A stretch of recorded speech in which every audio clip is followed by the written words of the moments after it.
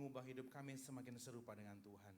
Bapa, biarlah Engkau yang menutup bungkus tempat ini, pikiran kami, hati kami, kehendak kami Tuhan, dan Engkau yang membajak hati setiap kami supaya hati kami menjadi tanah yang subur, supaya pada waktu benih kebenaran firman itu mendarat di hati kami, benih itu bertumbuh dan berbuah dengan lebat. Ini waktunya Tuhan bicara dan kami siap untuk mendengarkan di dalam nama Tuhan Yesus yang siap diberkati, sama-sama katakan amin. Boleh tepuk tangan yang meriah buat Tuhan kita. Oke. Kita masuk ke series yang baru yang namanya, judul seriesnya adalah This is Our Sex Talk. By the way, ternyata saya kangen juga datang ke tempat ini ya. Dari tadi lo orang nyanyi, gue nangis aja di belakang ya. Kangen juga gitu, kangen masa muda gitu maksudnya. Sekarang masih muda, cuman iya, cuma waktu lompat lagi mikirin anak gua masih apa di sono gitu kan. Jadi udah mulai banyak ini ya. Kalian lompat sukacita, gua lompat nginget cicilan. Yang penting sukacita deh. Amin. Nah, kita masuk ke series yang baru, This is Our Sex Talk. Minggu yang pertama. Ini slide-nya pas saya cek tadi bagus banget. Yang bikin namanya Dea, datang jam 9 atau jam 11. Jam 11. Soalnya mau saya celebrate, mau saya lempar dia ke atas, maksudnya tangkap lagi nanti. Dia masih single gak? Nah nanti masih ya, nanti siapa yang nangkap kalian lah yang single-single gue cowok ya. Macam lotre ya. Nah jadi minggu yang pertama. Dan tentunya waktu kita bicara mengenai seks, berbeda dengan apa yang ada di pikiranmu saat ini. Karena dari muka lu kalau gue ngomong seks sepertinya bicara mengenai seks yang intimate banget gitu ya. Karena sekarang kita mau bukan bahas detail mengenai seks suami dan istri di sini, tapi kalau mau ya boleh juga nanti kita bikin series yang sendiri ya Jo ya. Biar pada belajar. Oh, atau yang mau banyak bicara mengenai seks dalam hal pacaran dan juga menikah, kalian boleh join. Boleh promosi dong? Harus join Dating 101 class ya. Di sini ada yang udah ikut kan? Nah, biar punya banyak pengetahuan dan mempersiapkan. Karena orang yang persiapan jauh lebih perform daripada yang baru belajar di usianya. Kalau kamu pengen punya nilai plus, kamu harus belajar in advance atau lebih dulu ya. Oke, harus join Dating 101 class, dan sebelum menikah pastikan ikut BPN, bimbingan pranikah. Di situ juga bahas detail ya mengenai seks yang kalian butuhkan. Nah, kalau kita bicara mengenai seks, saya tahu kita butuh waktu yang sangat panjang dan kita semua punya pendapat tersendiri waktu bicara mengenai seks. Mungkin karena pernah bicara sama orang tua, mungkin pernah bicara sama orang lain yang lebih tua mengenai seks begitu ya. Sehingga kita semua masing-masing punya POV sendiri menyikapi seks tersebut. Tapi satu hal yang pasti yang saya mau sampaikan adalah apa yang kita bahas selama series ini pasti akan memberkati kita. Yang setuju katakan amin. Nah kebanyakan orang di luar sana kalau mereka ngomongin seks, mereka itu banyak sekali skip atau tidak membicarakan hal-hal yang penting. Mereka hanya membicarakan seks dari satu sisi yang menurut mereka baik dan menurut mereka indah aja. Nah sedangkan hari ini atau di selama series ini kita akan banyak mempertanyakan tentang what if there's more to it than we think. Gimana kalau ternyata seks itu gak cuma apa yang kita pikirkan selama ini? Coba deh gua tanya kira-kira ya dari kalian. Ada gak satu pertanyaan tentang seks yang lu pengen tanya tapi bingung, gak tahu mau nanya di mana? Lu mau tanya di sini boleh gua jawab. Spesial. Ada? Mau nanya nih soal seks dari dulu bingung. Tapi gak tahu mau nanya kemana. Nanya ke orang tua malu, nanya ke teman pada gak bisa jawab. Ada? Kalau ada saya jawab di sini. Bonus. Kalau nggak ada lewat nih. Nggak ada ya? Nggak ada karena belum persiapan atau jauh kok, aku mau baca Alkitab doang tiap hari. Enggak lah, aku nggak mikirin seks lah kok. Itu aduh jahat di mata Tuhan. Nggak gitu ya. Oke, nanti kalau kepikiran di akhir boleh ya. Nah, di sekolah nggak ada pembahasan detail mengenai seks, nggak ada. Sepanjang gua sekolah, sepanjang gua belajar di sekolah nggak ada. Kecuali lu kuliah dan mengambil tentang hal itu gitu ya. Di keluarga juga nggak semua keluarga membahas hal ini, betul? Ada nggak di sini yang keluarganya, oh saya diajar kok mengenai seks, ada? Oh, nggak ada. Oke, berarti kita satu halaman di sini ya. Bahkan di gereja pun tidak ada pelajaran atau sesi khusus mengenai hal ini dalam artian seks suami dan istri, hubungan suami dan istri. Padahal kita pengen banget tahu detail, khususnya di dalam kebenaran firman Tuhan. Seks itu apa sih? Makanan jenis apa sih? Bisa dimakan apa enggak sih? Kita mau kenalan seks itu apa. Kenapa sih harus setia dengan satu pasangan? Kenapa sih harus dengan orang yang tepat? Kenapa sih atau bagaimana memilih yang tepat? Pandangan kebenaran firman Tuhan mengenai masturbasi. Bagaimana memuaskan pasangan kita. Bagaimana kiat-kiat seks biar aduhai surga dan bumi bercatu. Kira-kira begitu ya. Oke, kalau udah dipancing gue mau tanya, udah kepikiran belum pertanyaannya satu? Belum ada? Kalau belum ada gue lanjut ya. Oke. Nah saya pribadi waktu sekolah belajar mengenai seks otodidak. Loh iya, kan di sini boleh terbuka. Boleh nggak terbuka padanya? Gue otodidak, karena gue di keluarga termasuk yang di keluarga macam seks itu nggak ada di muka bumi ini, ya karena orang tua gue nggak pernah bahas mengenai seks sama sekali. Jadi di sekolah gue otodidak, gue kelas 6 SD sudah paham apa itu seks, hubungan suami istri tanpa internet. Kok kenapa tanpa internet? Iya karena dulu belum ada internet. Jadi lu yang zamannya lahir udah ada Google, selamat lah ya. Dulu gue carinya, waduh, semua usaha gue kerjain gitu ya, sampai paham. Nah di keluarga pun gak bahas mengenai itu. Seperti kadang-kadang gini, kalaupun ada ketemu atau bersinggungan dengan hal-hal yang berbau-bau seks, orang tua gue tuh kayak langsung hadirat Tuhan turun dan nanti dulu ya. Pokoknya kita gak mau bahas itu. Dia karena gak ngerti juga kebenaran sedalam itu pada waktu itu, jadi memilih untuk udah nanti aja, kita nggak bahas ini sekarang. Sekarangnya sampai kapan? Sampai sekarang juga kagak dibahas-bahas sama orang tua gue. Sampai gue udah ngerti sendiri begitu ya. Nah pernah nggak kalian waktu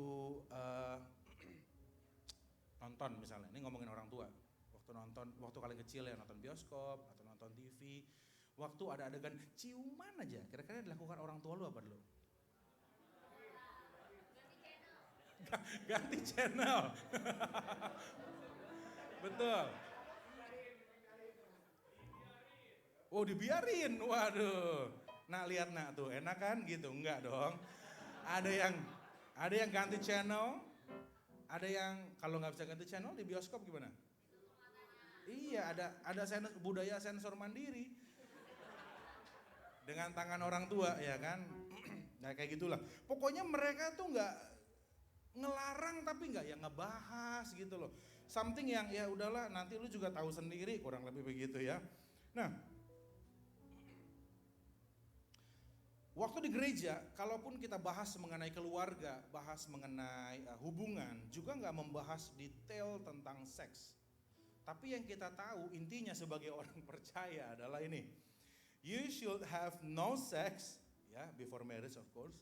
No thoughts about sex, and if you do, you are playing with fire. Kita tahu bahwa ini bahaya, ini sesuatu yang bahaya dan gua nggak boleh sentuh sebelum waktunya. Kayaknya mau belajar aja tabu, nggak bisa. Ini hal yang umum ya, hal yang umum di gereja-gereja pun nggak semua berani membahas mengenai. Kenapa nggak kelihatan? Oh, oke. Nggak kelihatan. Ya lu kelihatan nih yang di depan nih. Udah sampai miring-miring dia. Kayak mana tuh tadi? Nah, pokoknya kita tahu bahwa banyak sekali aturan dan ekspektasi kalau bicara mengenai seks khususnya di gereja. Kalau bahas atau cari tahu tentang itu sebelum menikah tuh kayak ada api asing nih gitu ya pokoknya ya. Perasaan bersalah atau bahkan berdosa. Nah, mungkin sebagian merasakan hal yang sama seperti yang tadi gue cerita. Atau mungkin ada juga yang enggak kok kalau aku pengalamannya aku diajarin, mungkin ada ya, mungkin tadi nggak berani ngangkat tangan karena ini kan salah satu sudut pandang. Termasuk nanti kalau anak gue pasti gue ajarin seks dari dia kecil supaya dia tahu. Daripada false information lebih baik diajarin sama orang tuanya dengan sudut pandang kebenaran firman Tuhan. That's why gini ya, gue seneng banget di GBWTC ini, Pak Wiryo itu, senior pastor kita itu berani membahas hal cukup detail mengenai hubungan seks. Baik itu dari segi semua hal mengenai seks sampai ke hubungan suami istri. Itu cukup detail di carousel karena apa, dia harus mengajar kita para pemimpin. Dan kalau kamu mau nanya yang sangat detail dan pertanyaanmu sangat intimate pun akan dilayani oleh beliau tapi one on one. Nah itu pun saya berlakukan di carousel saya. Jadi kalau semua, karena saya udah belajar, jadi saya pun harus memberikan diri saya sebagai akuarium. Semua anak-anak carousel harus bisa melihat saya dari segala sisi. Dan kalau ada yang membuat kamu bingung, kamu bisa tanya. Termasuk dalam hal seks. Kalau seks aja gue jawab, apalagi cuman keuangan, pacaran, pasti gue jawab. Kalian nanya mengenai seks yang sangat intimate sekalipun akan gue layanin anak-anak carousel itu di one on one session. Boleh gitu ya. Supaya apa? Supaya punya pandangan yang benar. Supaya ngerti kebenaran firman Tuhan mengenai seks itu apa. Nah, terlepas dari semua pengalaman lu dan gua tentang pembicaraan seks ini, baik dari orang tua, guru, dokter, di gereja, and so on, teman, internet gitu ya. Atau mungkin kalian ada nggak yang nggak pernah bahas sama sekali? Gua nggak pernah bahas sama sekali kok. Di rumah enggak, punya teman ngobrol seks enggak. Ada yang begitu? Bener-bener bangun pagi firman Tuhan, makan siang firman Tuhan, makan malam firman Tuhan. Lu ngapain ngangkat tangan nih San? Nggak ada yang percaya. Ya, udah nanya ada yang ngangkat tangan disalahin ya, bener-bener emang. Nah, tapi sesuatu yang mungkin dapat kita pahami adalah when it comes to sex, everyone has an opinion, terlepas benar atau nggak benar. Semua orang pasti punya opini, ya, bisa berpendapat, dan mereka punya alasan kenapa yang mereka percaya ini adalah yang terbaik versi mereka. Mereka pasti kalau dapat sesuatu informasi mereka akan olah, dan yang menurut mereka baik mereka simpan sebagai sebuah belief system atau kepercayaan. Dan ini yang merepotkan. Jadi mengenai seks lebih baik nggak usah dibahas sama sekali terus diajarin. Nah ini yang jadi repot adalah semua orang bahas, semua orang punya POV sendiri, nggak tahu benar apa enggak. Itu lebih repot. Dan membuat kita bertanya-tanya mana sih yang paling baik, mana sih yang paling benar. Karena lu nanya sama 5 orang, lu bisa dapat 5 jawaban berbeda. Mana sih yang paling benar, mana yang harus kita ikuti, mana yang harus kita percayai. Kemana kita harus belajar tentang seks. Dan dengan semua perbekalan ilmu persilatan mengenai seks yang lu punya. Bagaimana kalau ternyata there is still something more to it than you think. What if there is something you haven't heard yet.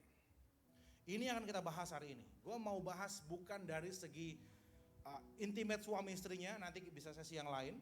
Tapi pertanyaan gue gini dulu, lu pernah gak nonton di bioskop, datang terlambatnya 30 menit, lalu lu nonton, pernah? Ada yang enggak, ada yang pernah. Yang pernah biasanya orang kuning tuh ya, kalau orang ungu rasanya gak mau terlambat. Gue kalau terlambat 10 menit, gue gak jadi nonton, gue nonton berikutnya aja. Karena gue kan rese banget kalau nonton terlambat. Ini gimana tadi awalnya gimana, kenapa bisa begini? Padahal awalnya cuma flashback sedikit gitu kan. Tapi gak bisa. Sekali kehilangan 10 tahun kemudian, kan suka ada gitu kan. 20 years ago gue udah gak mau. Ya itu gue ya, ada orang-orang yang bisa tuh udah nonton telat gitu ya. Tapi akhirnya kita nerka-nerka kan. Kalau nonton telat tuh nerka-nerka nih awalnya gimana ya. Kira-kira gimana ya. Kalau kalian gak nonton bioskop udahlah pada suci-suci kayaknya di sini. Gini deh, bales WhatsApp. Lu ada di satu grup yang udah lu gak buka notifnya ada 999 misalnya. Waktu lu masuk ada sebuah topik yang lu harus, ini bahasa apa ya, pernah gak gitu? Sehingga lu harus ngapain? Scroll ke atas, buat apa? Lihat, ini ngomongin apa? Kalau film gak bisa lu putar ulang di bioskop kan? Tapi kalau WhatsApp, lu harus scroll ke atas, sama halnya dengan seks. Kembali ke awal akan menolong kita mengerti konteks seks dari pandangan firman Tuhan. Maksud gua awal, bener-bener awal karena kita akan belajar dari kitab Kejadian. Gak ada yang lebih awal daripada ini ya. Jadi kita mau belajar dari kitab Kejadian, karena kitab Kejadian itu penuh dengan kisah penciptaan. Ya, Kejadian itu merupakan kisah pekerjaan tangan Tuhan untuk menciptakan dunia, dan kisah penciptaan tersebut makin hari makin kompleks sampai pada hari yang ke-6 yaitu menciptakan elu dan gua. Ya, sebelum ada manusia semua oke, semakin hari makin kompleks. Pas hari yang ke-6 paling ribet. Nah, kita baca sama-sama ya, 2, 3. Then God said, let us make human beings in our image to be like us. They will reign over the fish in the sea.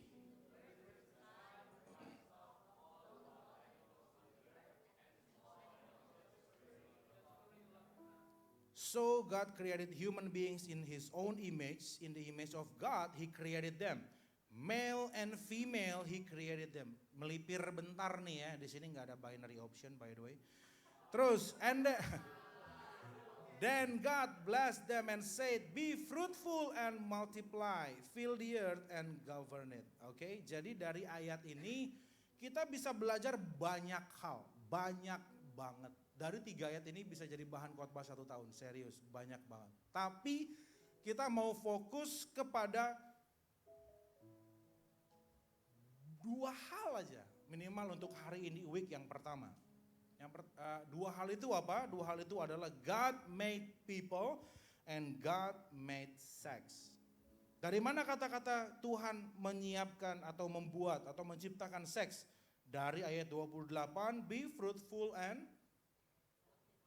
multiply. Dari situ itu Tuhan juga menciptakan seks. Karena kita untuk bisa fruitful and multiply harus melalui hubungan intim suami dan istri.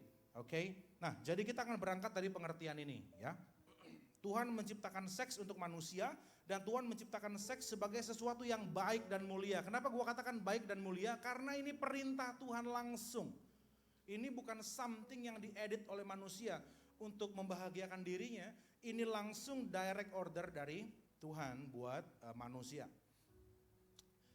Next, dari mana kita tahu bahwa seks ini dibuat Tuhan special and good and for humanity? Dari mana kita tahu itu? Karena setiap hari setelah Tuhan selesai menciptakan, Tuhan selalu bilang semuanya baik, tetapi khusus pada waktu yang hari yang ke-6 di mana perintah ini ada, be fruitful and multiply, Tuhan berkata it was very good. Jadi penciptaan manusia dan seks itu melebihi karya penciptaan yang lainnya. Yang mengerti katakan amin. Jadi kamu lebih keren daripada gelap dan terang, matahari, bintang, binatang, semua kamu lebih keren. Kasih kanan kirinya, lu keren banget. Seks bukan hanya nikmat dunia, tetapi kuasa dari Tuhan untuk, dengar, seks itu, ini menurut gue pribadi juga ya, seks adalah satu berkat atau gift yang Tuhan berikan kepada manusia. Tuhan berikan kuasanya, sedikit kuasanya Tuhan berikan kepada kita. Karena apa? Melalui seks, semua manusia memiliki kuasa, tanda kutip, untuk menciptakan kehidupan. Yang bisa menciptakan hanya Tuhan. Tapi manusia, kenapa dikatakan it was very good, bukan hanya good seperti Tuhan menciptakan yang lain? Karena di sini Tuhan titipin satu kuasa, kuasa apa? Membuat kehidupan yang baru. So seks ini sesuatu yang spesial yang Tuhan ciptakan buat manusia. Oke? Yang tentunya atas izin Tuhan ya, karena gak setiap melakukan hubungan seks jadi. Artinya apa? Meskipun kita diberikan kuasa, semua atas izin Tuhan. So setelah melihat ulang kitab Kejadian ini, kita tahu bahwa sex is good and sex is powerful. Coba baca sama-sama 2, 3. Sex is good and sex is powerful. Kenapa dikatakan good? Ya nanti kalau lu udah menikah lu kan tahu bahwa itu good, percaya aja sama gua. Mengenai powerfulnya, karena kita diberikan kuasa untuk apa? Menciptakan sesuatu. Gue waktu tuh anak gue yang pertama lahir, gue sampai bingung loh, ini anak ya dari mana? Gue menikah berdua kok sekarang jadi berempat, gak pernah gue charge kok nih anak gerak terus. Gak masukin baterai, jalan terus. Jadi itu waktu gue berpikir itu, wow memang Tuhan itu mengizinkan kita. That's why sex itu so powerful dan kita gak boleh salah gunakan itu. Yang setuju katakan amin. Oke, so sex is good and sex is powerful ini merupakan pesan pertama di hari ini. Oke, mungkin kita dengar hal lain tentang seks, tapi inilah pandangan Tuhan tentang seks. Sex is good and sex is powerful. So kalau lu ketemu pandangan lain yang tidak mengatakan hal demikian, ya kita gak bisa salahin. Tapi yang jelas ini pandangan Tuhan mengenai seks. Kalau boleh gua tambahin, sex is good, it can feel good, trust me. It is an expression of love and trust and also vulnerability. Sex is powerful. It can bring two people together in an intimate way. It can create life, it can bond relationships, and it can also break relationships. Seks itu terlalu powerful. Ya, catat boleh, difoto boleh. Karena memang saking kuatnya bisa membangun dan bisa meruntuhkan segala sesuatu. Karena seks is good and powerful, maka kalau kita bicara mengenai seks sebenarnya bukan hal yang memalukan ataupun yang tabu. Jangan salah ya.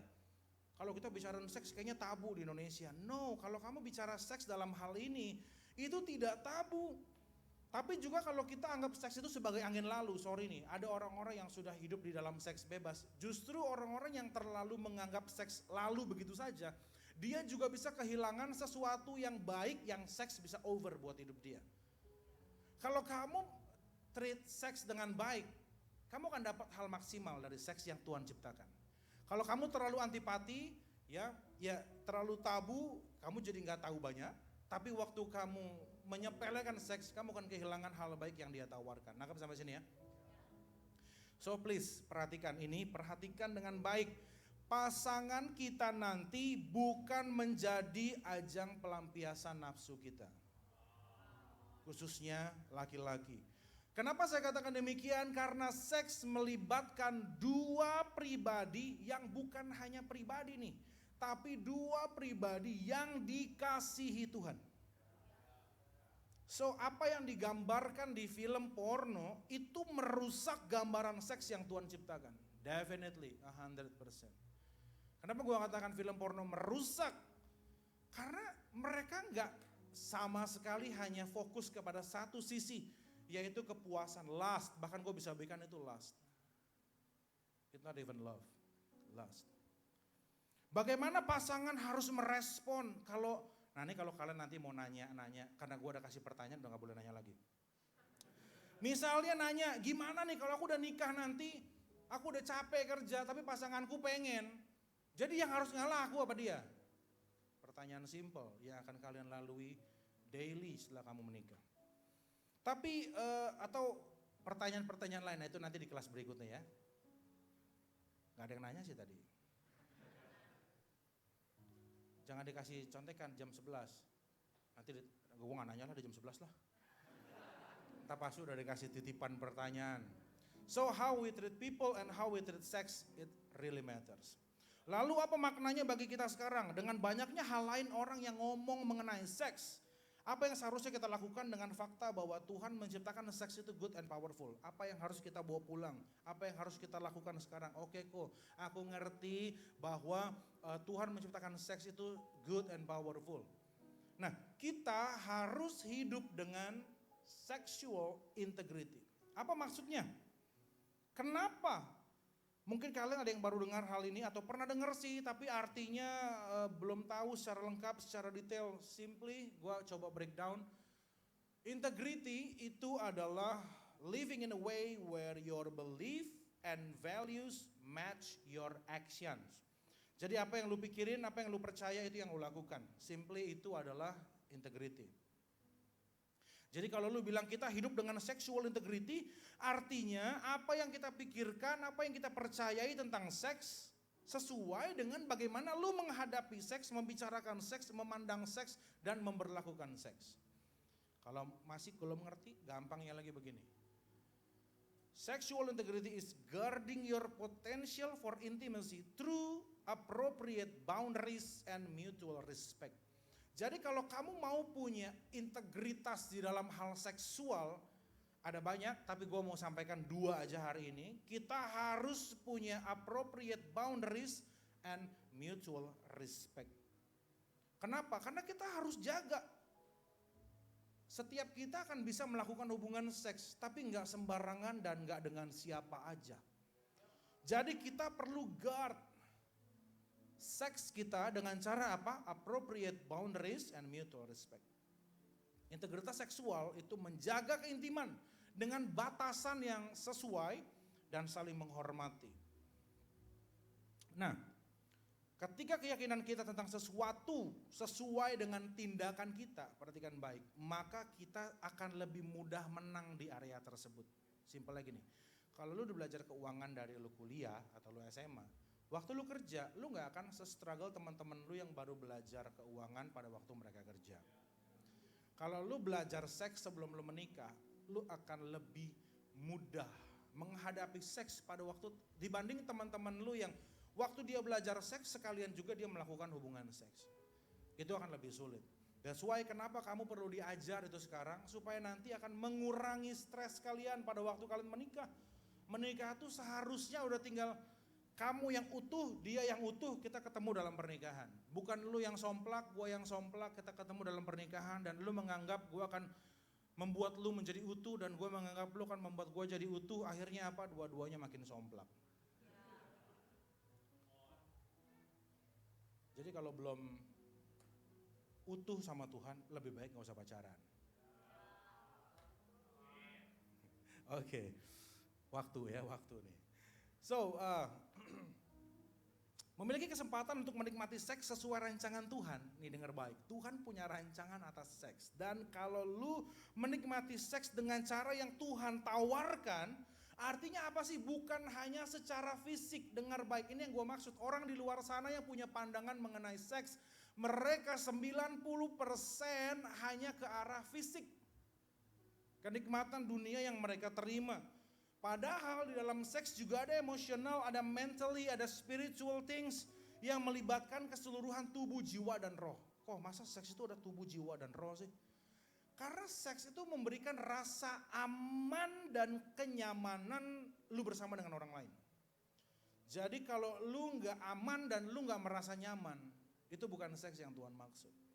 Karena inilah goal dari sexual integrity. Kita mau jaga hidup kita dengan benar supaya apa? Supaya waktu lu melakukan hubungan seks, kamu merasa aman, kamu merasa nyaman meskipun bersama dengan orang lain. Waktu kamu melakukan itu tidak dengan nyaman, artinya ada yang salah. Entah karena belum menikah, mau tapi salah, nikmat tapi gak benar. Itu yang gue maksud. That's why sexual integrity akan menjaga kamu dari hal-hal yang tidak Tuhan inginkan. Makanya kenapa ada orang yang gila setelah dia diperkosa. Ada orang korban pemerkosaan setelah diperkosa dia gila. Kenapa? Karena bukan cuman fisik. Jauh sekali kalau udah gila itu gak bicara fisik, itu udah bicara mental. Itu udah bicara spiritual.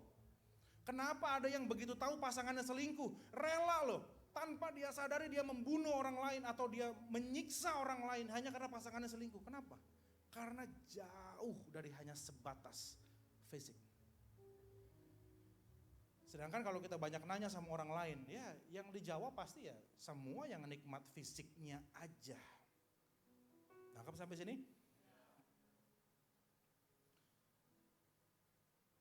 Maka itu saya katakan pornografi merusak gambaran seks yang Tuhan berikan. Film porno itu merusak semua settingan. Gue waktu keluar dari jerat pornografi, gue benar-benar lihat bagaimana pemain-pemain porno yang sudah bertobat. Mereka semua menyesali perbuatannya dan minta supaya sebenarnya pemerintah harusnya tutup akses atau pabrik industri porno. Kenapa? Ya mereka baru terbuka. Waktu belum bertobat mereka diam-diam aja. Waktu mereka bertobat mereka sendiri bilang bahwa nggak ada yang happy, nggak ada. Semua pekerjaan hanya kan untuk mendapatkan uang. Dan kalau lu banyak nonton film porno, ini yang lama-lama akan rusak adalah lu melihat lawan jenis, khususnya laki-laki terutama biasanya. Kalau lu melihat perempuan, perempuan itu tidak lagi menjadi pribadi yang berharga yang akan menolong kita masuk ke dalam rencana Tuhan, tapi hanya menjadi sebagai objek seks yang akan memuaskan kita. Itu yang bahaya. Lama-lama ngelihat perempuan udah gak mikirin value-nya, udah gak mikirin gue bisa gak ya hidup bersama dengan dia, orang ini punya goal apa ya. Kamu hanya melihat dia sebatas objek seks. Dan kalau kamu sudah sampai di sana, kamu butuh bertobat. Oke? Nah, sedikit saya singgung pornografi ya. Baca, 2, 3.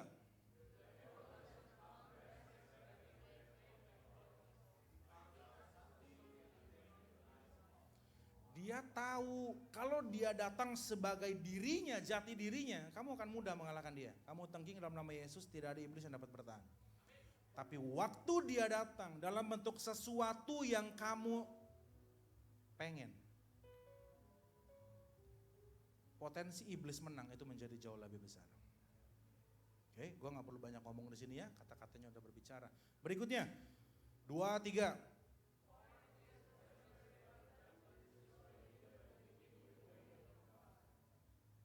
Dari awalnya habis melakukan masturbasi, nonton porno, Tuhan ampuni aku, Tuhan ampuni aku. Lama-lama kebiasaan sampai lupa saya sorry sama Tuhan.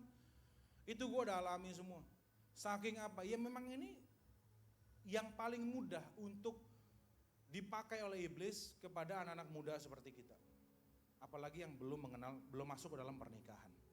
Oke, saya bahas sedikit mengenai seks. Tuhan ciptakan seks itu good and powerful, oke? Kita semua sepaham di sini. Jadi seharusnya waktu kita melakukan hubungan seks, kedua pihak merasa happy. Kenapa? Karena keluar hormon, ada 4 hormon bahagia, tapi gue mau bahas di sini adalah 2, dopamin dan endorfin. Kenapa 2 hal ini? Karena 2 hal ini yang keluar pada waktu lu olahraga maupun berhubungan intim, ya. Jadi ada 2 hormon bahagia yang harusnya keluar pada waktu kita melakukan hubungan seks. Namun bayangkan kalau kesan seks yang pertama manusia kali lakukan bukanlah dengan pasangannya yang dari Tuhan, maka rasa nikmat yang memang Tuhan sediakan dari seks secara roh maupun secara jasmani keluar dopamin dan endorfin yang harusnya murni dan membahagiakan kita, terpaksa bercampur dengan rasa bersalah dan rasa takut. Karena apa? Karena dia bukan pasangan aku yang datang daripada Tuhan. Jadi ada hal yang bertemu yang sangat berlawanan di dalam hubungan seks. Dan kalau kita melakukan ini pertama kali bukan dengan pasangan kita, dengar baik. Ada yang namanya first impression. Manusia punya memori itu gak seperti handphone kamu yang bisa kamu delete hari ini, handphonemu akan lupa selamanya.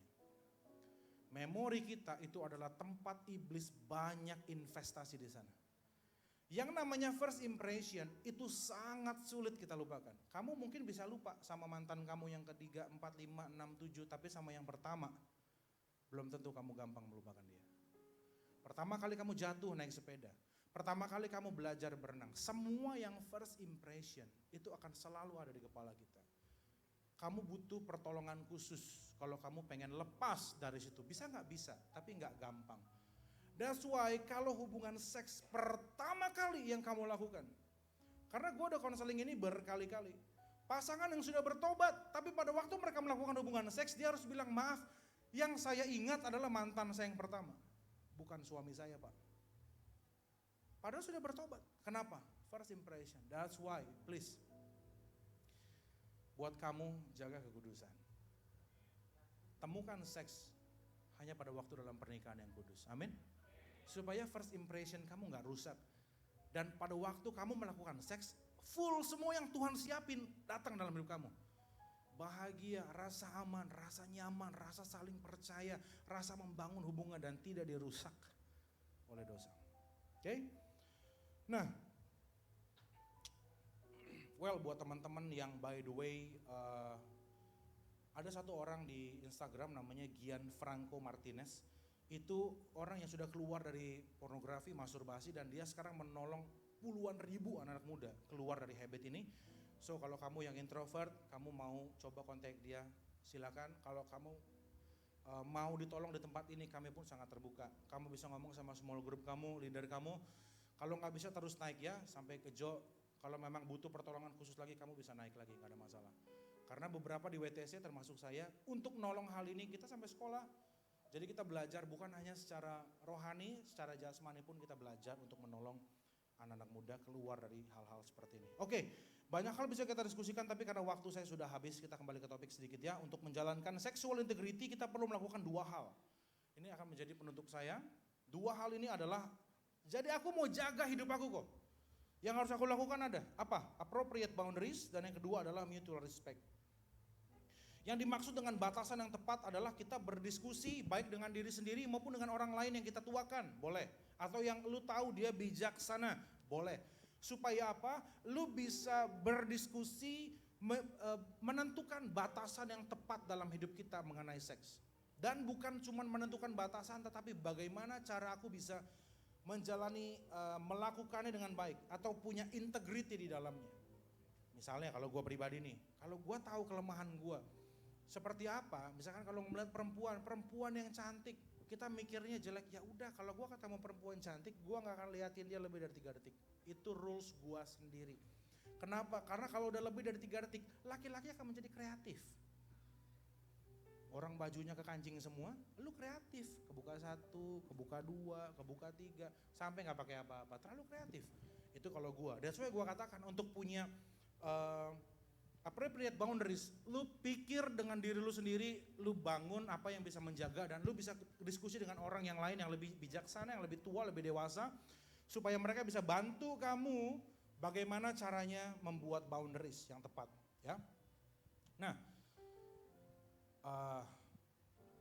orang yang lebih siap dan akan lebih mudah melewati pergumulan yang ada di depannya. Jadi kalau lu udah punya boundaries dari sekarang, lu akan jauh lebih mudah. Godaan boleh datang, tapi dengan boundaries yang lu buat, lu menjadi lebih mudah untuk melewatinya, ya. Kita jadi tahu what to do, what to evade. Lu jadi tahu, oh yang ini bakal jatuh nih, gua lebih baik enggak. Oh yang ini bla bla bla. Lu jadi tahu, bisa memaksimalkan waktu dan memastikan kita aman dari godaan seks. Oke? Itulah batasan yang tepat, ya. Sekarang yang kedua adalah mutual respect. Artinya di dalam mengambil keputusan kita sadar bahwa ada lebih dari satu orang di dalamnya. Ada lu dan pasangan lu nanti gitu ya. Mutual itu kan artinya share atau berbagi. Jadi mutual respect itu adalah sikap saling menghormati satu dengan yang lainnya. Jadi lu gak egois dan lu pun gak akan pacaran dengan orang yang egois. Ini yang benar. Oke? Jadi apa untungnya buat kita? Ya lu gak akan ngambil keuntungan semata dari hubungan lu dengan dia. Dia pun gak akan mengambil sesuatu yang gak akan mengambil apa bahasanya, gak take you for granted lah. Dua-duanya mau bangun hubungan dengan baik dengan batasan yang kita sudah buat. So kita saling menghargai sesama manusia sebagai ciptaan Tuhan, bukan sebagai objek seks yang harus. Karena gini, lawan jenis itu bukan objek seks, tetapi mereka tuh adalah orang yang harus lu kasihi dan lu hargai setiap hari setelah pernikahan. That's why kalau baru pacaran aja udah berani, kalau kamu gak cium aku, kamu gak sayang.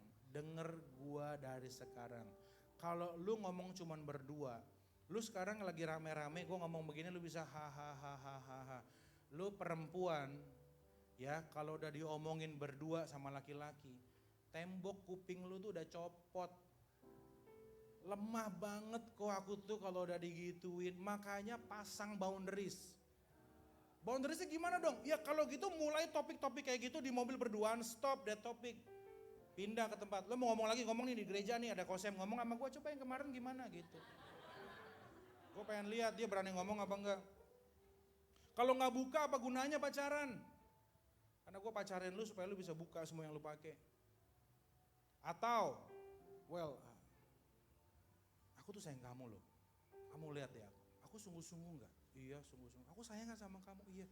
Kalau gitu kenapa harus tunggu nanti? Toh kamu akan aku nikahin. Why? Kenapa harus nanti? Kamu gak percaya sama aku? Bukannya gitu. Terus kamu, what are you waiting for?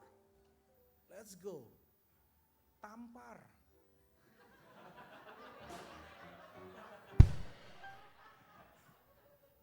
Kenapa? Slide terakhir. Oh waktu udah habis. Slide terakhir. Mereka sudah mengubah kasih Yesus yang tidak bersyarat menjadi bersyarat bahkan belum masuk dalam pernikahan. Kamu tahu semua laki-laki diminta Tuhan, dipaksa Tuhan mengasihi lawan jenisnya, pasangannya, istrinya unconditionally. Justru waktu kamu masih pacaran sudah banyak syarat dari dia. Itu bukan man of God. Tinggalin dia. Dia gak pantas dapat kamu yang menjaga boundaries. Oke? Integritas seksual lebih dari sekedar seks. Kalau lu menghormati seks, bagaimana Tuhan menghormati seks, lu harus menghargai diri lu harus menghargai orang lain yang bersama dengan kita. Yang setuju katakan? Amin. Oke, karena waktu udah habis kita berdoa. Boleh kita sebut bangkit berdiri? Bapak yang baik, terima kasih Tuhan untuk kebenaran firman-Mu pagi hari ini. Kami mengerti, kami memandang seks seperti Tuhan memandang seks. Kami mau tanggalkan setiap pengertian kami yang salah. Kami mau mengikuti apa yang Tuhan maksud. Kami mau menghargai seks seperti Tuhan menghargai seks. Dan buat teman-teman yang, saya minta semua dalam sikap berdoa. Pemusik, media, fotografer, semua dalam sikap berdoa. Saya mau bertanya, kalau kamu ada di antaramu yang masih terikat dengan pornografi, masturbasi, dan seks bebas, saya mau kasih kamu waktu sama Tuhan. Semua dalam sikap berdoa. Kalau kamu tahu Tuhan, aku pengen lepas tapi aku belum bisa. Ini waktu yang tepat kamu datang sama Tuhan. Akui di hadapan Tuhan. Akui kalau kamu bersalah. Dan akui kalau kamu mau berubah. Minta ampun sama Tuhan. Hari ini saya akan mewakili Tuhan untuk mendoakan kamu semua. Kamu yang masih punya keterikatan. Semua dalam sikap berdoa. Akui. Kamu gak usah maju. Kamu hanya perlu berdiri di tempatmu. Tapi kamu angkat tangan kamu dan kamu berdoa sama Tuhan. Yang terikat pornografi, terikat masturbasi, terikat seks bebas. Terima kasih Tuhan. Semua dalam sikap berdoa.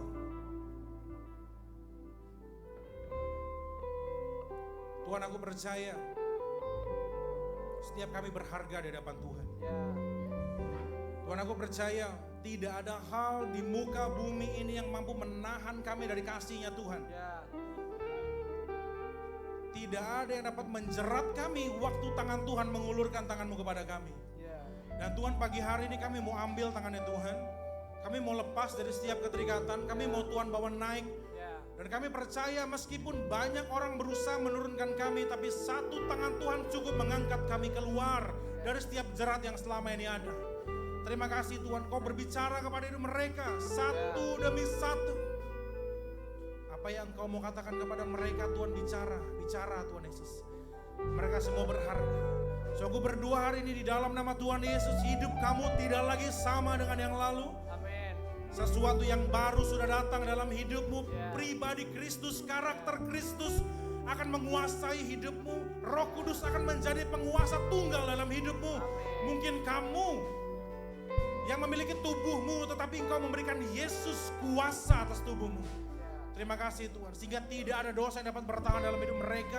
Mulai hari ini mereka dijaga, dibela Tuhan. Mulai hari ini semua yang mau mengganggu mereka akan berurusan dengan Tuhan mereka. Terima kasih Tuhan, terima kasih. Hamba-Mu selesai, tapi Roh Kudus Engkau terus berkata-kata, Engkau terus berbicara kepada setiap kami. Dan kami kembalikan setiap hormat pujian, kemuliaan hanya bagi nama-Mu. Di dalam nama Tuhan Yesus, kita yang diberkati Tuhan, sama-sama kita katakan. Amin, amin, amin. Alright, boleh kita bilang thank you ke Kosem sama-sama. 1, 2, 3, thank you Kosem. Alright, now we have a small group discussion. Jadi boleh ke small group leaders.